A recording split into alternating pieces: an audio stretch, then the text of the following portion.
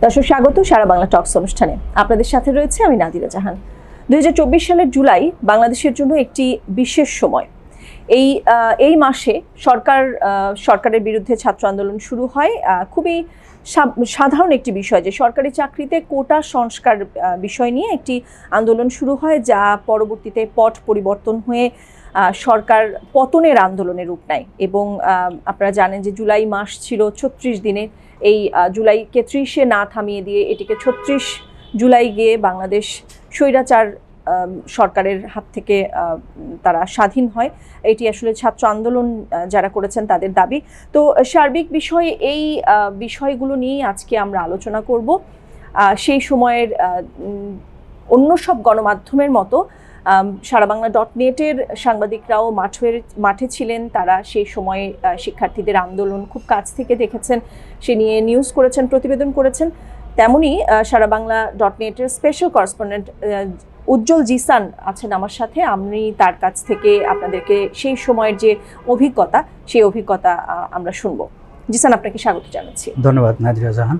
জিসান, আমাদের যে আন্দোলন নিয়ে আমরা আসলে আলোচনা করছিলাম, জুলাই মাসের যে ভয়াবহ সময়, খুবই অহিংস একটি আন্দোলন কিভাবে সহিংস হলো সেই পট পরিবর্তনগুলো আপনারা দেখেছেন মাঠ পর্যায়ে।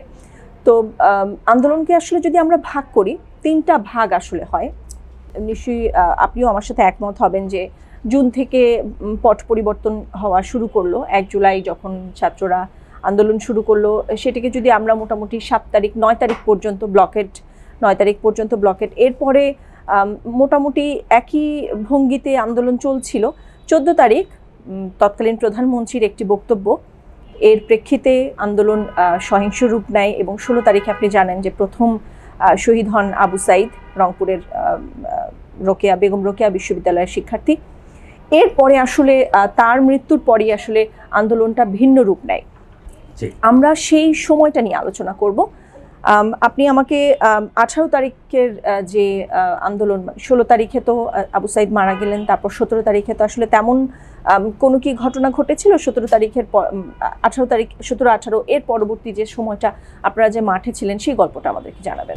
আমি পূর্বের আলোচনায় বলেছিলাম যে আবু সাইদের মৃত্যুর মধ্য দিয়ে একটা শিক্ষার্থীদের একটা ট্রানজিট পয়েন্ট তৈরি হয় পরবর্তী আন্দোলনগুলোর জন্য, পরবর্তী দিনগুলোর জন্য। এবং ঠিক এই ঘটনাটাই ঘটেছিল যে 17 তারিখ সকালবেলা, 17 তারিখ ঢাকা বিশ্ববিদ্যালয়ে শিক্ষার্থীরা কিন্তু কফিন মিছিল বের করে উপাচার্যর কার্যালয়ের সামনে যায়। সেখানে গিয়ে প্রতীকী জানাজা তারা পড়ে। এরপর কফিন মিছিল নিয়ে শেষ পর্যন্ত ঢাকা বিশ্ববিদ্যালয়ের টিএসসি চত্বরে এসে মিছিল শেষ করার কথা ছিল। কিন্তু প্রতিমধ্যেই পুলিশ যারা ছিলেন সাজোয়া যান নিয়ে এবং টিয়ার সেল এর যে গাড়ি, এপিসি কার দিয়ে সে হামলে পড়ে শিক্ষার্থীদের উপর। অর্থাৎ কফিন মিছিল কিন্তু শেষ করতে দেয়নি শিক্ষার্থীদের। এই যে এখানেই বাধা দিল। আরও শিক্ষার্থীরা যারা আন্দোলনরত শিক্ষার্থীরা যারা ছিলেন, এরা কিন্তু আরও বিক্ষুব্ধ হয়ে উঠল। তারা কফিন মিছিল করতে পারলো না, তারা বিচারের দাবিতে যে মাঠে নেমেছিল সেটি করতে পারলো না। এবং ওই দিন সাংবাদিকরাও কিন্তু অনেক নির্যাতনের শিকার হয়েছিল। টিয়ার সেল সাংবাদিকদের উপর ছুঁড়ে মেরেছিল পুলিশ, একদম সরাসরি দেখার পরও, যাতে সাংবাদিকরা এটি কাভার করতে না পারে। কারণ আগের দিনেই 16 তারিখেই সারা বিশ্বে অলরেডি ছড়িয়ে পড়েছে। কাতার বলেন, সৌদি আরব বলেন, দুবাই বলেন, সবগুলো দেশে আমাদের যারা প্রবাসী ছিলেন তারা কিন্তু মিটিং করেছে। আবু সাইদ হত্যার প্রতিবাদে এরা মিছিল করেছে এবং একটা ডিসিশন নিয়েছিল তারা যে আমরা এদেশে আর রেমিটেন্স এই ব্যাংকিং ওয়েতে পাঠাবো না, ঠিক আছে। এবং তারা মিছিল করেছিল অনেক দেশে, কিন্তু আমাদের প্রবাসীর ভাইয়েরা গ্রেপ্তার হয়েছিল। যেসব দেশে নিষেধাজ্ঞা ছিল, ইংল্যান্ড, ইউরোপ, আমেরিকা, সব জায়গায় কিন্তু বিপুল সংখ্যক অনেক সব জায়গায় এই আন্দোলন কিন্তু ছড়িয়ে পড়েছিল। তো 17 জুলাই ক্যাম্পাসগুলোতে রাজনীতি মুক্ত ঘোষণা করার একটা আন্দোলন তারা দিয়েছিল, দাবি দিয়েছিল যে ক্যাম্পাসে কোনো রাজনীতি থাকবে না, আর এই যারা হত্যার শিকার হয়েছে পুলিশি হত্যা, তাদেরকে বিচারের আওতায় আনতে হবে এরকম কয়েকটা দাবি দিয়ে 17 তারিখ কিন্তু মোটামুটি আন্দোলন এই পর্যায়েই ছিল। এবং আরেকটা ঘটনা ঘটেছিল, দুপুরের দিকে হঠাৎ করে নেট বন্ধ করে দেওয়া হলো সীমিত আকারে। নেট বন্ধ করে দেওয়ার কারণে 17 তারিখ নেট বন্ধ করে দেওয়ার কারণে অনলাইন যে গণমাধ্যমগুলো ছিল সেগুলো কিন্তু অচল হয়ে পড়লো। আমরা কিন্তু সংবাদ প্রকাশ করতে পারিনি, সারা বাংলা সহ অনেক পত্রিকা যারা অনলাইন ভিত্তিক তারা কিন্তু সংবাদ প্রকাশ করতে পারেনি। রাত্রে সীমিত আকারে খুলে দেওয়া হলো, তারপরেও খুব লাইন সেভাবে ছিল না আর কি। এরপর আসলো 18 তারিখ। 17 তারিখ আর একটা ঘটনা ঘটেছিল, রাত্রেবেলা সন্ধ্যায় প্রধানমন্ত্রীর ভাষণ ছিল এবং প্রধানমন্ত্রীর ভাষণে একটা জিনিস উঠে এসেছিল, বলছিলেন তিনি যে এই হত্যার বিচার করা হবে, বিচার বিভাগীয় তদন্ত কমিটি গঠন করা হবে এবং এই হত্যার বিচার করা হবে, যারা হত্যাকারী তাদেরকে চিহ্নিত করা হবে, আসলে তদন্ত করা হবে এবং ছাত্রদেরকে ধৈর্য ধরার পরামর্শ দিয়েছিল। আর যেহেতু ছাত্ররা এই ভাষণ প্রত্যাখ্যান করেছিল এই কারণে যে ছাত্রলীগকে লেলিয়ে দেওয়ার পর আবার কি বিচার করবে, যেখানে ছাত্রলীগকে লেলিয়ে দেওয়া হলো, এখানে হামলার শিকার হলো শিক্ষার্থীরা, এখন এই প্রধানমন্ত্রীর এই ভাষণ এটি তারা প্রত্যাখ্যান করে শেষ পর্যন্ত। এবং আমি আরেকটি বিষয় মনে করিয়ে দিতে চাই স্যার আপনাকে, ওই দিন বোধহয় ছাত্রলীগের যে আবু সাইদ যেদিন মারা গেলেন সেদিন একজন ছাত্রলীগের কর্মী মারা গিয়েছিল, সেই বিষয়টা নিয়েও বোধহয় হাসিনা ওই দিন কথা বলেছিলেন। তিনি বলেছিলেন যে আমাদের লোকও তো মারা গিয়েছে। আসলে আমি পূর্বের আলোচনায় বলেছিলাম যে 16 তারিখে ঢাকা কলেজের সামনে ঢাকা কলেজের একজন শিক্ষার্থী যে মারা গিয়েছিল, সেই শিক্ষার্থীকে কিন্তু দুই পক্ষই টানাটানি করছে। ছাত্রলীগ শেষ পর্যন্ত ওইটার গায়ে জানাজা অনুষ্ঠান করছে, মন্ত্রীরা উপস্থিত ছিলেন। সেই আলোকে কিন্তু প্রধানমন্ত্রী বলছিলেন যে সে তো আমাদেরও কর্মী নিহত হয়েছে, তো এগুলি আমরা দেখব, এই ভাষণে বলেছিলেন। এরপর 18 তারিখ যেটি ঘটল, সারা দেশে একেবারে আপনার বিজিবি নামানো হলো 18 তারিখ, পুলিশ, র্যাব, আনসার এবং যুবলীগ, ছাত্রলীগ সারা দেশে নামলো, এপিবিএন সব আনসার বাহিনী সব একবারে নেমে গেল 18 তারিখ। কি প্রতিরোধ করো, এই যে প্রতিরোধ করতে গিয়ে তরুণ সমাজ, একটা হচ্ছে তরুণ শিক্ষার্থীদের আন্দোলন, আর আরেকদিকে হচ্ছে রাষ্ট্রযন্ত্র, একদিকে হচ্ছে খালি হাত, মানে কোনো ধরনের অস্ত্র নাই, হ্যাঁ, আরেকদিকে ইটপাটকেল বা লাঠি, এগুলি দিয়ে দূরের কাউকে কোনো কিছু আঘাত করা যায় না। ফলে অন্যদিকে একদম ভারী অস্ত্র, এপিসি কার, সাজোয়াজান, তারপর সব কিছু যত ইকুইপমেন্ট আছে আমাদের বাহিনীগুলোর সব কিছু নিয়ে, আকাশে হেলিকপ্টার, হ্যাঁ, সকল ইকুইপমেন্ট নিয়ে মাঠে নামলো রাষ্ট্রযন্ত্র। ফলে ঘটলো কি, দুপুর নাগাদ আমরা যেটি দেখলাম, শুধু মৃত্যুর খবর আসছে সারা দেশ থেকে। তো আমরা খুব আটকে উঠলাম যে আসলে আন্দোলনটা কোন দিকে যাচ্ছে। এই গতকালের ভাষণ যে মনে হয় থামছে, কিন্তু আজকের পরিস্থিতি তো একেবারেই ভিন্ন অবস্থা। সারা দেশে যখন মৃত্যুর খবর আসছিল, পুলিশ একটা কাজ করলো, এই মৃত্যুর খবরগুলো পুলিশ আর নিশ্চিত করা বন্ধ করে দিল। সাংবাদিকদেরকে আর কোনো সহযোগিতা করছিল না। এখন ঢাকা শহরে যে কয়টা মৃত্যু নিশ্চিত করা যায়, ঢাকা মেডিকেল থেকে অথবা যাদের আমাদের সোর্স আছে বা আমরা যারা স্পটে ছিলাম, সেই কয়টা হয়তো দেয়া যাচ্ছে কোনোভাবেই, কিন্তু বাকিগুলি কিন্তু দেয়া যাচ্ছে না।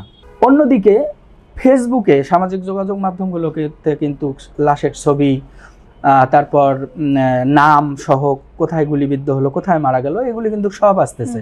কিন্তু আমরা সামাজিক যোগাযোগ মাধ্যমের একটা তথ্য নিয়ে কিন্তু আমরা মূলধারার গণমাধ্যম কিন্তু আমরা নিউজ প্রচার করতে পারি না। এবং শিক্ষার্থীদের কিন্তু অনেক গ্রুপ ছিল যেখানে তারা তথ্যগুলো দিচ্ছিল, ইভেন যে নিহত হয়েছে তার বিস্তারিত তথ্যও সেখানে থাকতো। শিক্ষার্থীরা রাত্রে 7টা-8টার দিকে তারা সেল করলো, এতদিনে সেল করেছে, তারাও সব মৃত্যুর খবর দিতে পারতেছে না, কিন্তু তারাও বলতেছে যে এতজন শুনেছি আমরা মারা গেছে, কিন্তু নিশ্চিত আমরা এতজনের তথ্য পেয়েছি। হয়তো 7-8 জন 10 জনের তথ্য দিচ্ছে, বা বাকিরা বলতেছে আর এর মৃত্যুর সংখ্যা এর চেয়েও বেশি।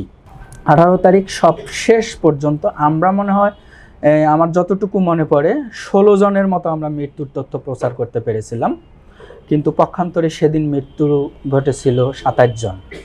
এবং 18 তারিখ যে বিভৎসতা বিশেষ করে যুবলীগ, ছাত্রলীগ, আওয়ামী লীগ এবং পুলিশকে সঙ্গে নিয়ে যেইভাবে অস্ত্র দিয়ে গুলি করেছে এবং সিভিল পোশাকে, এগুলি হেলমেট পরা অবস্থায় নারায়ণগঞ্জ, আপনার কুমিল্লা, চিটাগং, রংপুর, রাজশাহী, নরসিংদী, এরপর গাজীপুর, এরপর হচ্ছে খুলনা, বরিশাল, এইভাবে যেইভাবে গুলি করেছে হেলমেট পরে পরিহিত অবস্থায়, তো সেই বিভৎসতা কিন্তু রাত্রে কিন্তু ছড়িয়ে পড়লো।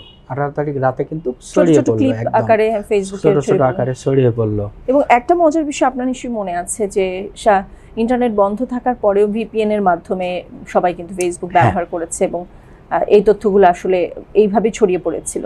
18 তারিখ সারাদিনে ইন্টারনেট বন্ধ থাকলো, কিন্তু রাত্রে আবার সীমিত আকারে শুধু ব্রডব্যান্ড চালু করে দেওয়া হলো। তো যারা ব্রডব্যান্ড ব্যবহার করতে পারছিল না তারা কিন্তু ভিপিএন ইউজ করে, তারা কিন্তু সবকিছু।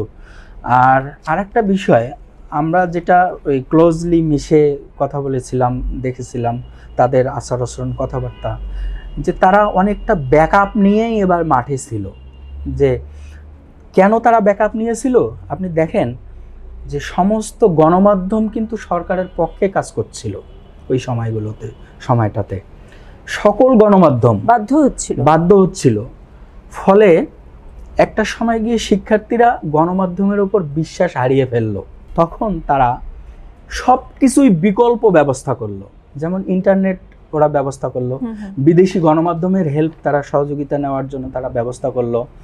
এরপর তারা নিজস্ব ডক্টর একটা প্যানেল তৈরি করলো, এরকম সব কিছু নিজস্ব নিরাপত্তা বলয় তৈরি করলো।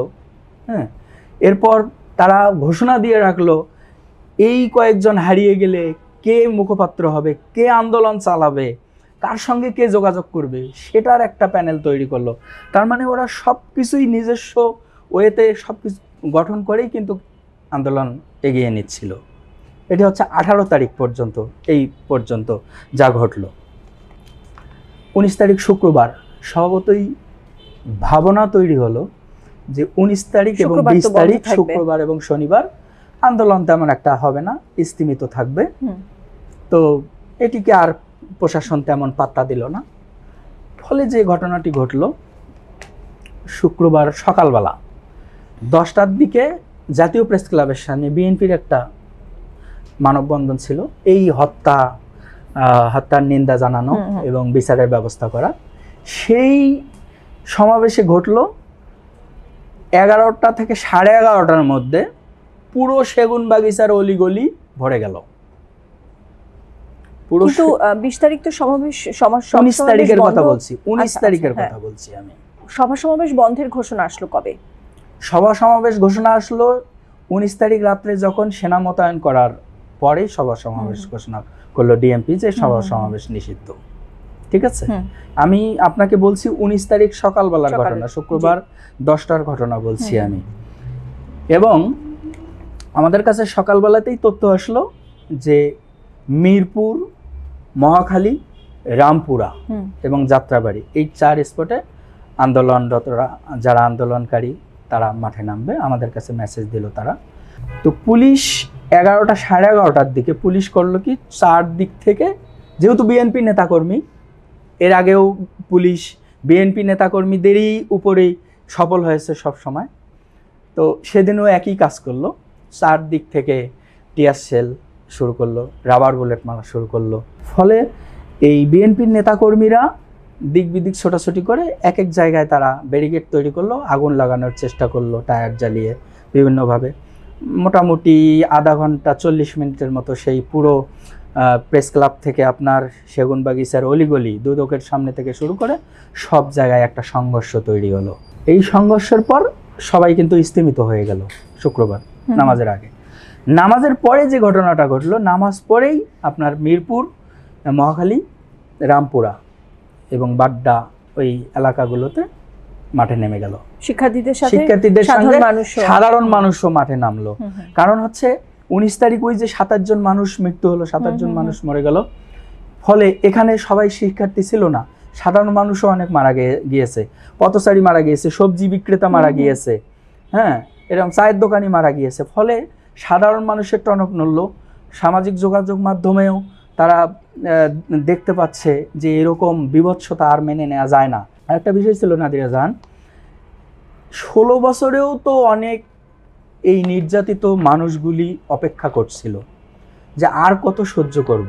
তারাও কিন্তু একটা সময় গুনছিল যে আমরা কবে মাঠে নামবো, কবে মাঠে নামবো। সবাই নির্যাতিতের সংখ্যা এত বাড়ছিল যে যেই সুযোগ পাচ্ছিল সেই মাঠে নামছিল। ফলে মহাখালীতে ব্যারিকেড দিল পুলিশ, ছাত্রলীগ, যুবলীগ, এদেরকে মোটামুটি ব্যারিকেড দিল। তারপর রামপুরায় একটা সংঘর্ষ হলো, মিরপুরে মোটামুটি সংঘর্ষ হয়ে গেল 19 তারিখ। ফলে 19 তারিখে শুধুমাত্র ঢাকাতে মারা গেল 44 জন।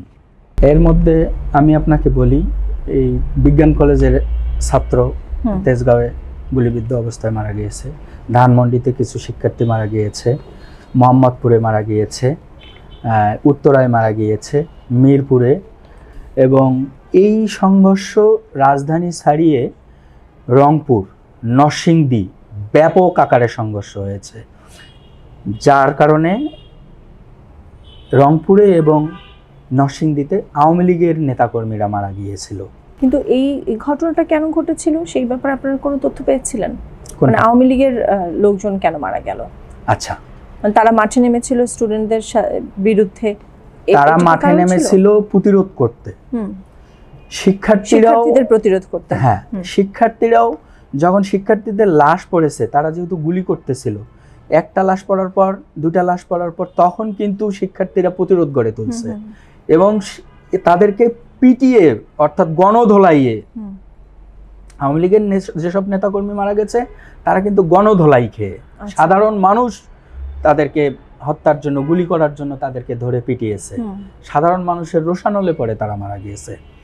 তখন সারা দেশে যখন 75 জন মৃত্যুর খবর আসলো, আমরা 42 পর্যন্ত ওই দিন প্রকাশ করেছিলাম, 42 আর 43, এবং রাত্রে 50 পর্যন্ত, আমরা রাত 2টা-3টা পর্যন্ত, 53 পর্যন্ত আমি এটা প্রকাশ করেছিলাম। নিউজ রুমে আমি এই তথ্য পরিবেশন করেছি এবং আমরা পরের দিন দেখছি যে আমাদের 53 মৃত্যু গেছে, কিন্তু ওই দিন 75 মারা গিয়েছিল সারা দেশে, যার মধ্যে ঢাকায় 44 জন। এই মৃত্যুর খবর 75 জন যখন আসলো, গোয়েন্দা রিপোর্টও আসলো যে পরিস্থিতি খুবই ভয়াবহ সারা দেশে, তখন রাত 10টা-11টার দিকে জরুরি বৈঠক ডাকলেন প্রধানমন্ত্রী এবং এটি সেনা মোতায়েনের সিদ্ধান্তের পর্যায়ে চলে আসলো। ওই রাত্রেই রাত 12টা থেকে সেনাবাহিনী মোতায়েন করা হচ্ছে এবং ডিএমপি থেকে ঘোষণা করা হলো সভা সমাবেশ নিষিদ্ধ রাজধানীতে, এবং একই পুলিশ সদর দপ্তর থেকেও একটা পরিপত্র জারি করা হলো সারা দেশে সভা সমাবেশ নিষিদ্ধ। আর্মি নেমে গেল রাত 12টা থেকে। এটি 19 তারিখের ঘটনা। তো সবাই ধারণা করলো, সবার একটা, অনেকের স্বস্তি, কারো স্বস্তি হলো, কারো বা যারা আন্দোলনকারী তাদের হয়তো বিপক্ষে গেল। এখন যে ঘটনাটি ঘটলো, যে সারা দেশ অন্তত স্থির হলো যে যেহেতু সেনা নামছে, সেনাবাহিনী এটিকে মোটামুটি নিয়ন্ত্রণে আনতে পারবে। এতগুলি লাশ, অলরেডি 148 জন মারা গেল, 126 জনের মতো মারা গেল। তো কাজেই এখন যে ঘটনাটি, শিক্ষার্থীরা ঘুরে দাঁড়ানোর পরিবর্তে চিন্তায় পড়ে গেল যে আসলে আমরা কি করব। সেনাবাহিনী নেমে গেছে। এই 19 তারিখ রাতেই নাহিদকে পাওয়া যাচ্ছিল না, 19 তারিখ রাত থেকেই নাহিদকে পাওয়া যাচ্ছিল না, কিন্তু আমরা পরের দিন 20 তারিখ সকালবেলা আমরা জানতে পারলাম যে নাহিদ নিখোঁজ। তো নাহিদ নিখোঁজ 20 তারিখ সকালবেলা, এই দাবিটা নিয়ে, এই একটা চিঠি নিয়ে আরও 3 সমন্বয়ক, যার মধ্যে হাসনাত আবদুল্লাহ এবং সার্জিস এবং উমামা, এই তিনজন কিন্তু মন্ত্রীর কাছে যাচ্ছিল, এই স্বরাষ্ট্রমন্ত্রীর কাছে, আসাদুজ্জামান খান কামালের স্বরাষ্ট্রমন্ত্রী কাছে। ছিল না আইনমন্ত্রী ছিল? স্বরাষ্ট্রমন্ত্রীর কাছে নিখোঁজ ছিল সেই দাবি নিয়ে চিঠিটা নিয়ে আচ্ছা। যাচ্ছিলেন, অভিযোগ নিয়ে যাচ্ছিলেন যে আমাদের সমন্বয়ক নাহিদ ইসলাম নিখোঁজ, গত রাত থেকে সাদা পোশাকের লোকজন তুলে নিয়ে গেছে, আমরা তার সন্ধান চাই। এটি স্বরাষ্ট্রমন্ত্রীর কাছে, কিন্তু স্বরাষ্ট্রমন্ত্রী দেখা করতে দেয়নি। আপনাকে আরেকটা বিষয় জানিয়ে রাখি যে 19 তারিখ যখন 5টার দিকে আমি ঢাকা মেডিকেল কলেজ হাসপাতালে গিয়েছিলাম, এখানকার সিনারি আসলে বলে বোঝাইতে পারবো না। এখানে যে ঘটনা ছিল যে অসংখ্য আহত, এই বৈষম্য বিরোধী ছাত্র আন্দোলনের যে টিম ছিল, ভলান্টিয়ার টিম যে ছিল, তাদের পুরো পা থেকে মাথা পর্যন্ত লাল, মানে তারা শুধু নিচ্ছে, ভেতরে আসতেছে, তারা রক্ত দেবে, কে দেবে, লাইন ধরছে রক্ত দেওয়ার জন্য।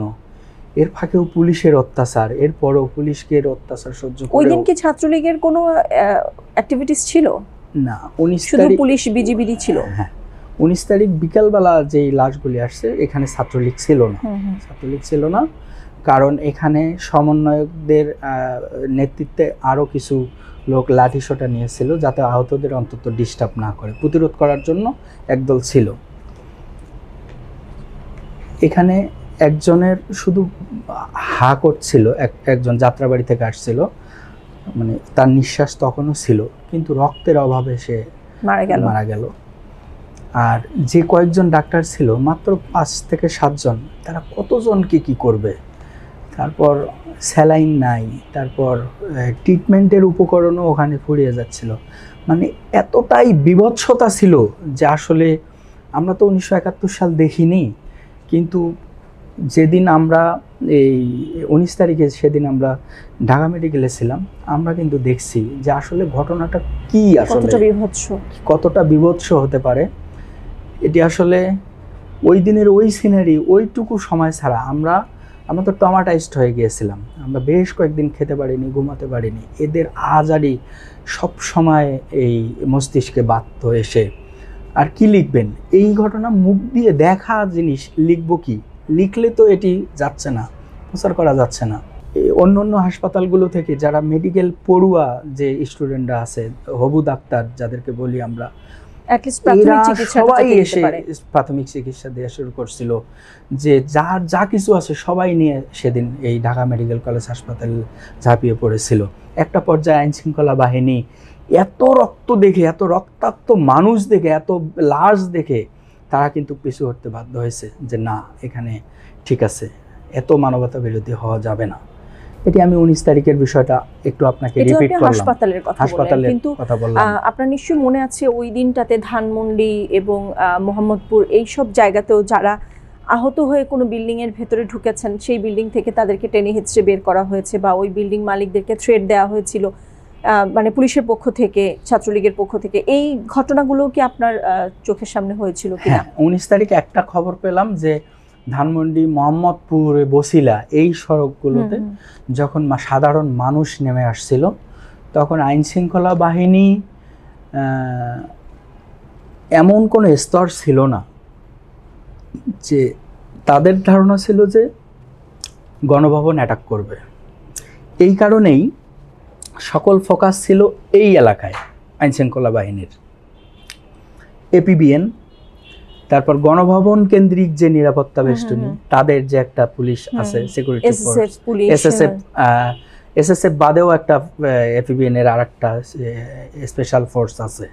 হ্যাঁ, তারা এই সড়কটা ক্লিয়ার করছে সব সময়, যাতে আন্দোলনকারীরা গণভবনে না আসতে পারে। এরপর তখন আমরা শুনেছি যে সাধারণ এই যারা আন্দোলনকারী, তাদেরকে যেন কোনো বাসাওয়ালা বা স্থানীয় কাউকে যেন আশ্রয় না দেয়, এটি আমরা ওই দিন শুনেছিলাম। ফলে এরপরেও কেউ যারা স্কুলের পোশাক পরেছিল, কলেজের পোশাক পরেছিল, তারা কিন্তু গুলির ভয়ে অনেকে গিয়েছিল, কেউ সিঁড়িতে উঠে গিয়েছিল, সেখানেও কিন্তু আমরা গুলি দেখেছি। সিঁড়ির থেকে কলেজ ড্রেস পরোয়া অনেক লাশ কিন্তু আমরা দেখেছি। এতে কি হয়েছে, মৃত্যুর সংখ্যা বেশি হয়েছে, বেড়েছে, মৃত্যুর সংখ্যা বেড়েছে। তারা আশ্রয় নিলে হয়তো গুলিবিদ্ধ নাও হতে পারত, তারা মারা নাও যেতে পারত, কিন্তু অনেকে জায়গা দেয়নি ভয়ে, পুলিশের ভয়ে। আবার অনেকে ছাদেও ছিল, পুলিশ ছাদ থেকেও গুলি করেছে ওই দিন, এবং হেলিকপ্টার দিয়েও গুলি করেছে, র্যাব হেলিকপ্টার দিয়ে গুলি করেছে। সেনা মোতায়েন করার পর যে ঘটনাটা ঘটলো, আমি যেটি বলছিলাম যে একদিকে নাহিদকে পাওয়া যাচ্ছিল না, আর একদিকে সরকারের তরফ থেকে বারবার আশ্বাস দেওয়া হচ্ছিল, প্রস্তাব দেওয়া হচ্ছিল যে তোমরা থেমে যাও, আমরা তোমাদের এই দাবির সঙ্গে একমত, নিশ্চয়ই তোমরা এই দাবি সঙ্গে ভালো কিছু পাবে, ভালো কিছু আশা করা হচ্ছে, তোমাদের পক্ষেই যাবে, তোমরা বিশ্বাস রাখো আমাদের প্রতি। হ্যাঁ, তারপর সরকারের পক্ষ থেকে তাদের সঙ্গে, শিক্ষার্থীদের সঙ্গে যোগাযোগের জন্য 3 জন মন্ত্রীর একটা প্যানেল করে, একটা কমিটি করে দেওয়া হলো। সেখানে আইনমন্ত্রী ছিলেন, সেখানে তথ্যমন্ত্রী ছিলেন, হ্যাঁ তথ্য প্রতিমন্ত্রী ছিলেন, এবং আরেকজন সম্ভবত পররাষ্ট্র মন্ত্রী ছিলেন, সালমান এফ রহমান ছিলেন। তো তাদের প্যানেল করতে একদিকে আলোচনা চলছে, আর একদিকে গোয়েন্দা সংস্থা দিয়ে তাদেরকে ভয়ভীতি দেখানোর জন্য মূলত কিন্তু শিক্ষার্থীদের গ্রেপ্তার করা হচ্ছিল।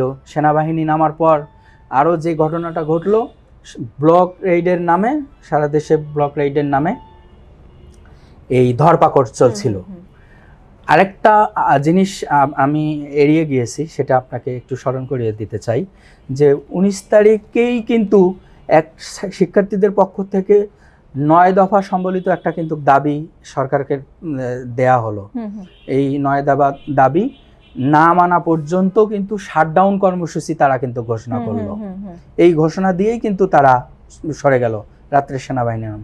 এখন পরদিন থেকে কিন্তু শাটডাউন কর্মসূচি চললো 20 তারিখ থেকে।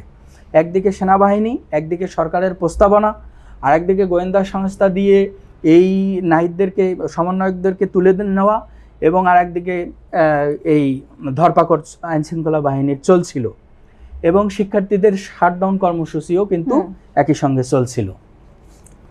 তো 20 তারিখ তেমন দুপুর পর্যন্ত কেউ সড়কে নামেনি, কোনো শিক্ষার্থী সড়কে নামেনি, কিন্তু দুপুরের পর প্রথম রাজধানীতে মহাখালীতে আমরা মেসেজ পেলাম 12টার দিকে যে মহাখালীতে তারা নামবে এবং বাড্ডায়। তো রীতিমতো মহাখালীতে ব্র্যাক ইউনিভার্সিটির স্টুডেন্টরা নেমে গেল, এবং সাথে সাধারণ জনগণও নামলো, এবং এতে কি হলো, এই প্রথম সেনাবাহিনী তাদেরকে ধাওয়া দিল। ফলে ব্র্যাক ইউনিভার্সিটির সামনে ওখানে একজন শিক্ষার্থী কিন্তু ওই দিন নিহত হলো। ওই দিন নিহত হওয়ার পর যে ঘটনাটা ঘটলো, যে ব্র্যাক ইউনিভার্সিটির শিক্ষার্থী নিহত হয়েছে, তখন কিন্তু ব্র্যাক ইউনিভার্সিটির যে বাড্ডার যে ক্যাম্পাস ছিল, এই বাড্ডা ক্যাম্পাস থেকে সবাই কিন্তু রাস্তায় নেমে আসলো, এবং একই দিনে, এই দিন কিন্তু প্রাইভেট ইউনিভার্সিটি একদম সবাই নেমে পড়লো। ওই দিন কিন্তু বিজিবি ব্যাপক হারে গুলিবর্ষণ করেছে। ওই দিন আপনার এই বিটিভি কার্যালয়ে কে বা কারা আগুন দিয়েছিল। এরপর ওই দিনে বাড্ডায় কিন্তু আরো বেশ কয়েকজন নিহত হয়েছিল। আমরা আগের দিন আন্দোলন দেখলাম পুরো ঢাকা শহরে, কিন্তু পরের দিন 20 তারিখের যে আন্দোলনটা এই কেন্দ্রিক হলো, একটা জায়গা অনুযায়ী হলো, যেহেতু সেনাবাহিনী নামছে, এই সব জায়গাগুলোতে সেনাবাহিনীও প্রতিরোধ করতেছে। এরপর আমরা 20 তারিখ সারাদিন সব মিলে দেখলাম যে 3 থেকে 4 হাজার গ্রেপ্তার হয়ে গেল, এবং ম্যাক্সিমাম হচ্ছে শিক্ষার্থী। সন্ধ্যা নাগাদ আমরা 26 জনের মৃত্যুর সংবাদ পাচ্ছিলাম, কিন্তু আমরা ওই দিন 15 কিংবা 16 জন মৃত্যুর সংবাদ আমরা পুলিশ সহ চালাইতে পেরেছি। এই দিন সহ 20 তারিখ সহ আপনার মৃত্যুর সংখ্যা হলো 148 জনে পৌঁছালো। ডিএমপিতে আরেকটা কাজ করলো, ডিএমপি যে সাংবাদিকদের উপর চলাচলে নিষেধাজ্ঞা জারি করলো। কেন? তারা যেখানে সেখানে মুভমেন্ট করতে পারবে না। তখন ডিএমপি একটা কার্ড দিল আমাদেরকে, কারফিউ পাস। আমরা কারফিউ পাস সংগ্রহ করলাম। জরুরি মানুষজন যারা এয়ারপোর্ট কেন্দ্রিক, যারা হাসপাতাল কেন্দ্রিক আসবে, তাদেরও পাস লাগবে, তাদের ড্রাইভারদের পাস লাগবে। আমাদের ধারণা হলো যে না, এই আন্দোলন এখানেই আপাতত স্থিমিত, আপাতত শেষ। এখন কোটার কি হবে সেটি আদালতে যেহেতু গেছে, আদালত এখন যে রায় দেয় সেটি মনে হয় মেনে নিতে হচ্ছে। 15 তারিখ থেকে তো আমার মনে হয় না যে ঢাকার কোনো মানুষ বা সারা দেশের মানুষের আসলে ঘুম বলে ওইভাবে ছিল, মানে না ছিল না, একটা যে বিভৎসতা, এটা তো আসলে বাংলাদেশের মানুষ ছিল না, দেখে অভ্যস্ত না, অ্যাটলিস্ট এই প্রজন্ম। হ্যাঁ, তো কেউ দেখেছে সিনারিও, আর আমরা তো সরাসরি। আপনাদের বিষয়টা তো আরো বেশি, বিষয়টা তো খুব বেশি। আর আমার ক্ষেত্রে হয়েছে ওই যে ঢাকা মেডিকেল কলেজের যে সিনারি দেখার পর আমি আর ঠিক ছিলাম না, কখনোই ঠিক ছিলাম না, আমি স্বাভাবিক ছিলাম না আসলে। ইন দ্য মিন টাইম সমন্বয়কদের পক্ষ থেকে জানানো হলো যে আমরা এবার থামছি না, আমাদের ভাইদের বদলা, রক্তের বদলে রক্তই আর সম্ভব না। এর মধ্যে 21 তারিখে নাহিদকে আপনার 300 ফিটে পাওয়া গেল। এবং আমি আপনাকে আজকে বলি এই নাহিদের ঘটনাটা, নাহিদকে পাওয়ার পর তাকে এই আনোয়ার খান মডার্ন ক্লিনিকে প্রথমে নেওয়া হয়েছিল।